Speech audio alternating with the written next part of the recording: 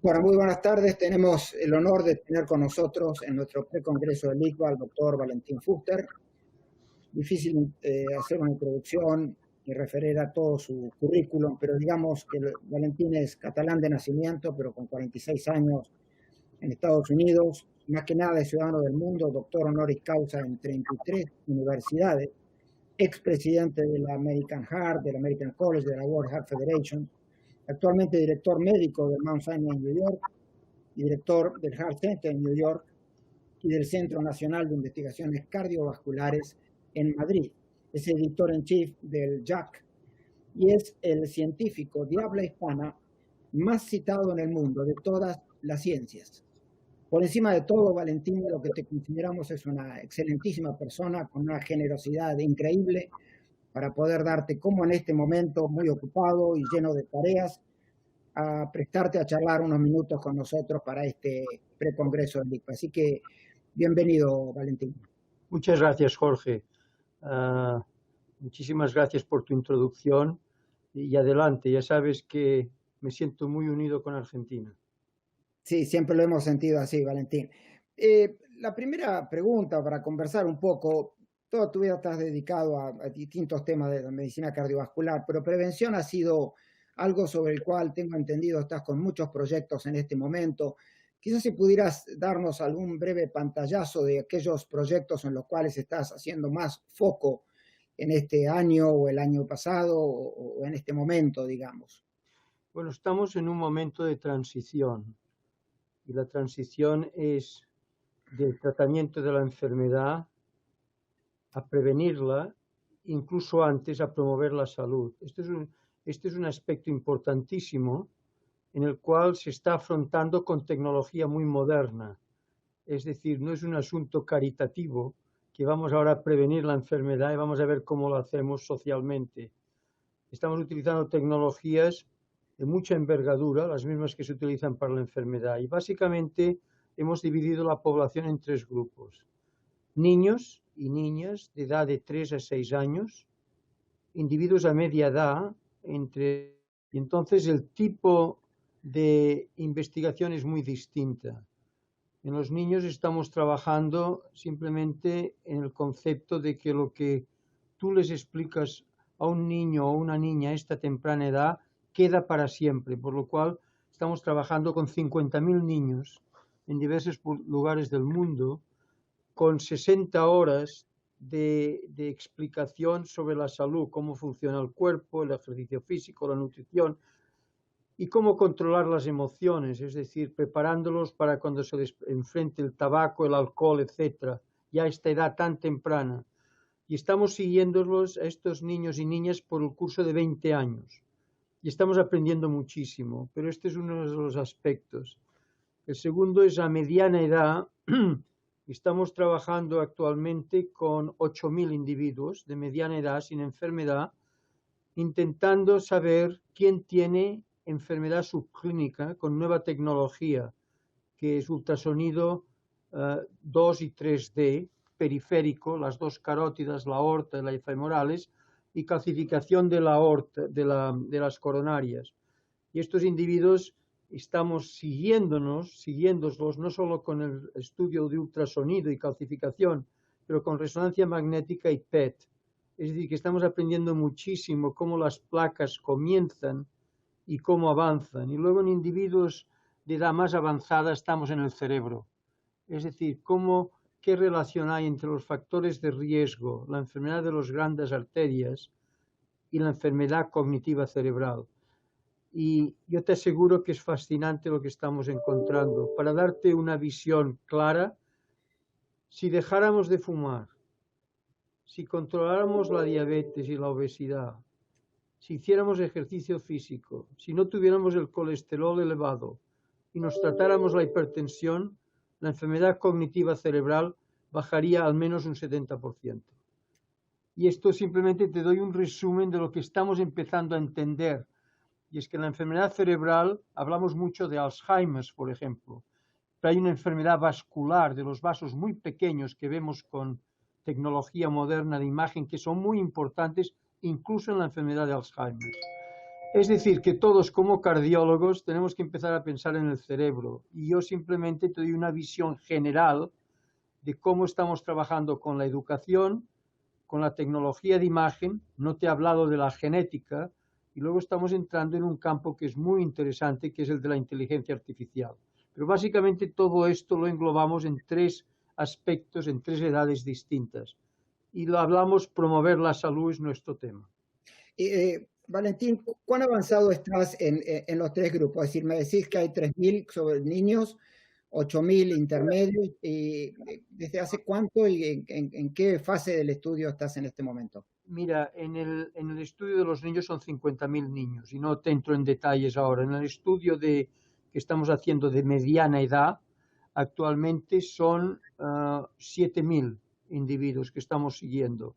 Y en el estudio de la cosa cognitiva, cerebral, etcétera, estamos trabajando en un proyecto general de enfermedad vascular en unas 6.000 personas, pero desde el punto de vista concreto de enfermedad de Alzheimer y cognitiva cerebral, 1.000 individuos. Es decir, que estos son estudios de mucha, en fin, de mucha densidad en cuanto a la población que estamos estudiando y con tecnología muy moderna. ¿Y pensás tener algunos resultados para ir comunicando a la comunidad hacia qué tiempos, digamos? Lo que te comunicaré será demasiado superficial para que te lo tomes en serio. Y es que si empezáramos a trabajar a los 3 años de edad, a los 6 años, lograríamos el 50% de lo que estamos hablando. Desgraciadamente, siempre es lo mismo. Mira Google, mira IBM, mira Apple, todos los proyectos que están haciendo con biomarcadores y Dios sabe lo que están haciendo, empiezan a los 30 años. Es decir, estamos perdiendo la brújula. Por lo cual yo te diré que el primer encuentro es empezar pronto. Y lo que estamos viendo es que es recurrente, es decir, el niño y la niña toman lo que les dices muy seriamente, pero al poco tiempo, los 3, 4 años, se ha de repetir el sistema educativo. Entonces aumenta enormemente. Es decir, que es un ciclo muy humano de que tenemos que repetir lo que hacemos y todo va aumentando progresivamente. Esto es lo que estamos aprendiendo con los niños. En la mediana edad es fascinante, es decir, lo que estamos reproduciendo es lo que nos han dicho las autopsias. Estamos viendo la cantidad de grasa, de tejido conectivo, cómo empieza. Mira, la enfermedad aterosclerótica, yo te puedo decir, empieza a los 15 años de edad. Es decir, empieza muy temprano. Ya nos tirás una bomba y empieza a los 15 años. Es un Sí, dato fuerte. bueno, empieza muy temprano, esto es lo que estamos viendo, ¿no? Por lo cual, estamos fuera de lugar. El empezar, bueno, a los 50, 60 años haremos un test de ejercicio a ver cómo va todo, cuando en realidad nos hemos olvidado de lo que ha pasado durante la primera etapa de la vida.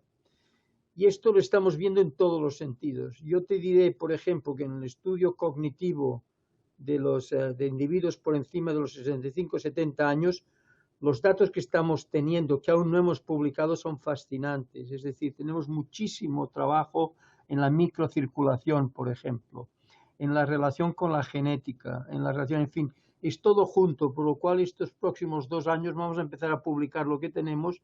Ya te digo, creo que podemos prevenir no solamente la enfermedad cardiovascular, pero la enfermedad cognitiva cerebral, que es tan importante, simplemente con las mismas reglas de conducta y con los mismos factores de riesgo. Esto es lo que yo te estoy comentando. Valentín, es inevitable en este momento, sobre todo que estás en New York y en contacto con todo el mundo, ¿en qué nos ha afectado esta pandemia en cuanto a todos los trabajos? Y quiero solamente hablar primero en cuanto a la evolución de los trabajos científicos que han venido. Es como que la medicina venía marcándose de una manera, sobre todo en la medicina cardiovascular, y teniendo grandes progresos, de repente mutó toda la atención a COVID. ¿Te ves alterado en tu proceso de investigación? ¿Se ha cambiado algo? ¿Cómo te parece que ha afectado estos 6, 8 meses de No, COVID? el proceso es como tú estás en una autopista y estás con tu coche y llega un momento que dices, mira, algo pasa allí y me voy a buscar gasolina. Y aquí el tema ha sido que el COVID ha venido de sorpresa y nos hemos metido en ello de una manera muy agresiva. Yo lo que sí te puedo decir es que básicamente empezó aquí en el Monte Sinaí, en Estados Unidos, donde tuvimos 7.000 pacientes COVID positivos. Yo te puedo decir que las conclusiones que hemos llegado y los estudios que estamos elaborando son los siguientes. Primero, es una enfermedad a 4 etapas. Y las etapas, esto está basado mucho en 150 autopsias que hemos hecho y esto unido a la parte clínica. Se va a publicar muy pronto. La primera etapa es la asintomática, que nadie sabe que tiene el virus y es en un 40% de la población. Y básicamente el virus está entrando en el aparato respiratorio, pero no suficiente para provocar ningún síntoma. Luego hay un estadio 2 en donde se difunde en la sangre y aquí empieza ya el tema febril, el olfato, etcétera. Ya está entrando en la sangre. Y estos enfermos tienen fiebre y no necesariamente se han de hospitalizar. El sistema respiratorio no tiene un oxígeno bajo, etcétera. El estadio 3 es cuando los órganos empiezan a afectarse. Y este es un estadio muy, muy elaborado.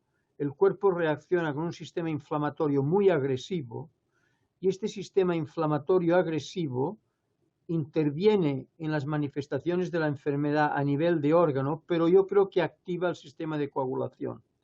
El sistema de coagulación se está activado por dos mecanismos. Uno es por la inflamación en sí misma, las interleuquinas. Entonces aquí tienes un estadio 3 que el enfermo ha de ingresar en el hospital, el pulmón tiene ya un oxígeno que está bajando, los riñones empieza la creatinina a subir, o sea, los órganos, se ha difundido el virus, pero los órganos empiezan a estar afectados. Y el estadio 4, desgraciadamente, es cuando estos procesos es mucho más intenso y necesitas ayuda externa, mecánica, que es el enfermo de la unidad intensiva. Bueno, pues lo que vemos es que lo que hemos entrado, tenemos varios proyectos, pero el mío personalmente ha sido el de la coagulación. Es decir, tuve 2 pacientes en un principio que tenían trombosis venosa y aquello me dio intuitivamente el pensar que esto era una enfermedad en que la coagulación se activaba y empezamos a elaborar un programa en todos los enfermos que ingresaban en el hospital con anticoagulantes y utilizamos 6 tipos de anticoagulantes. La semana pasada, si tienes ocasión, piensa que hemos publicado la observación en 5.000 de estos pacientes y hemos visto que hay 3 aspectos de la anticoagulación que parece que tienen un beneficio muy importante en mortalidad y en prevenir la intubación. Uno es la heparina de bajo peso molecular subcutánea, terapéutica, la profiláctica y el apixaban oral. Entonces lo que hemos hecho es empezar a desarrollar un proyecto a nivel internacional. Estamos precisamente trabajando con Argentina también, un proyecto internacional que en estos momentos estamos dialogando con 100 instituciones, en donde no tenemos grupo control o placebo, sino que tenemos simplemente elaborar en los 3 brazos que yo te he dicho, a ver cuál es el mejor de ellos. Y estos son en enfermos solamente hospitalizados con COVID positivo. Esto es básicamente lo que estamos haciendo ahora. Valentín, han notado diversas publicaciones, pero de un valor científico, digamos, muy observacional, una disminución de la tensión cardiovascular en estos 6, 8 meses, como que la gente dejó de atenderse, no solo lo muy publicado de infarto, etcétera, sino que hay una subatención, subprestación cardiovascular. Toda esta historia de vida de prevención, ahora con todo lo que estás haciendo, todos los estudios están como que realmente hay un 30-50% menos de consulta, menos de atención.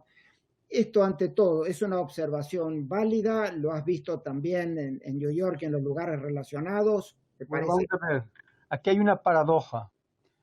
La paradoja es que hay 2 tiempos distintos. En el momento que esto está alcanzando el pico del COVID, no hay duda de que baja el número de enfermos que viene a hospitalizarse por infarto de miocardio, por problemas eléctricos del corazón, etc. Baja. Y no hay ninguna duda de que el problema ocurre en la calle o en su casa. Es decir, que los datos ya están viniendo. Es decir, baja la gente que tiene miedo a venir o la gente está distraída por el COVID y dejan aparte todo el tema, digamos, cardiovascular. esta es la respuesta a la pregunta. Pero viene una segunda parte, que es que en el momento que el COVID baja, como ha pasado aquí, estamos inundados de gente. Yo nunca he visto más individuos que están preocupados por la salud. Es decir, que hay una segunda fase que es como un rebound, en donde nos encontramos que todo el mundo quiere verse, a ver cómo está el sistema cardiovascular, si se han de cuidar más, etcétera. Es decir, que es todo muy paradójico.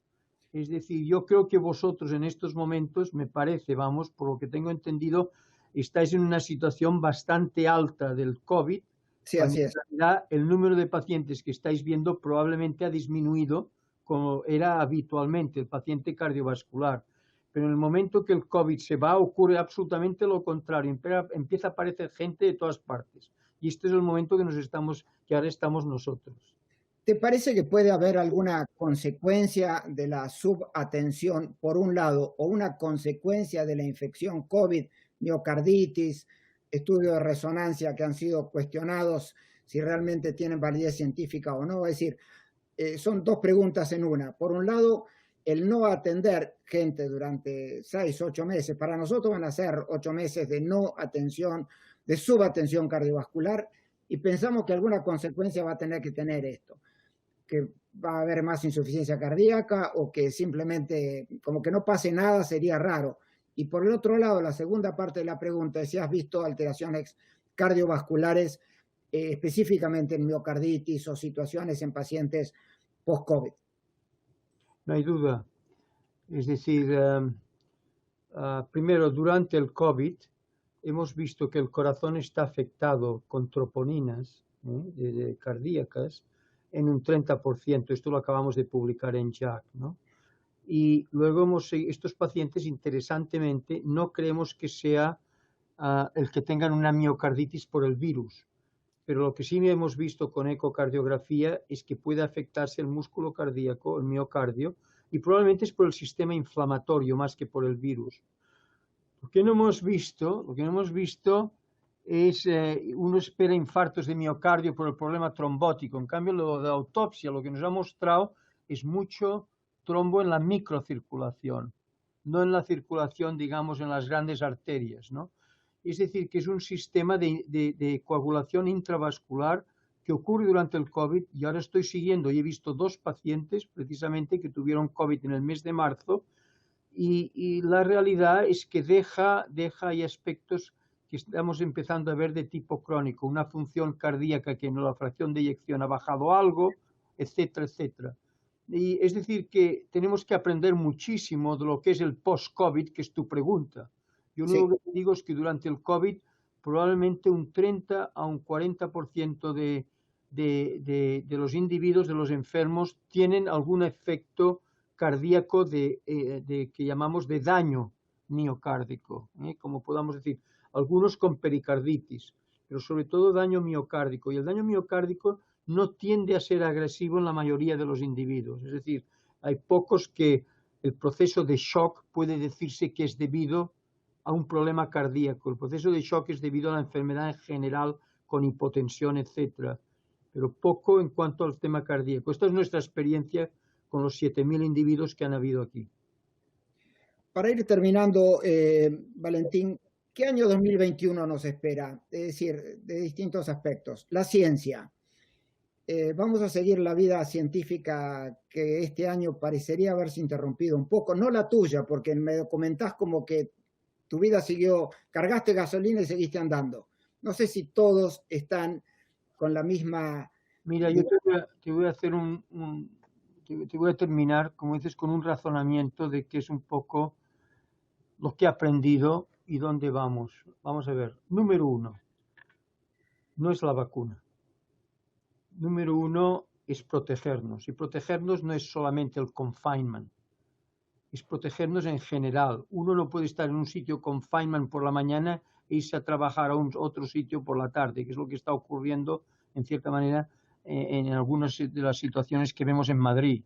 Es decir, el sabernos proteger, y ahora yo no te voy a decir cómo, porque ya lo sabéis, y esto ya se ha hablado mucho. Esto es número 1. Segundo, necesitamos testing, absolutamente. Es decir, que podremos rastrear a la gente que puede haber estado en contacto Y esto es fundamental. En nuestro estudio de anticoagulantes, yo cuando voy a diferentes países enseguida me doy cuenta cuando el COVID está abajo o cuando el COVID está arriba. Y el hecho de que tener un testing que sea rápido y con una cierta sensitividad y especificidad es absolutamente crítico. Esto es punto número 2.